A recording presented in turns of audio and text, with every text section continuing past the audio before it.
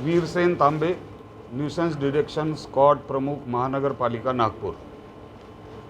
आज आम्ही शैलेश भाई सैशपाल, रिद्धी सिद्धी प्लास्टिक, ईस्ट वर्धमान नगर, ट्रान्सपोर्ट रोडवर एका प्लास्टिकच्या अवैध कारखान्यावर कारवाई करत आहे आणि तिथे छापा टाकला। सर्व काम बंद करून आता जप्तीचा कारवाई सुरू आहे। आता सध्या पूर्ण कारवाई पूर्ण व्हायची आहे आणि माझ्यासोबत महबूब पठाण आणि अमोल देशमुख साहेब जे महाराष्ट्र पोल्यूशन कंट्रोल बोर्डचे हे पण माझ्यासोबत आहेत आणि हे आम्हाला गुप्त सूचनेच्या आधारावर आम्ही ही कारवाई केली आहे। पुढील कारवाई सुरू आहे। याच्यानंतर जितकाही माल जप्त केला जाईल ॲक्युरेट जप्तीनामा पंचनामा सगळं तयार झाल्यावर उपयुक्त माहिती आपणास पुरवण्यात येईल।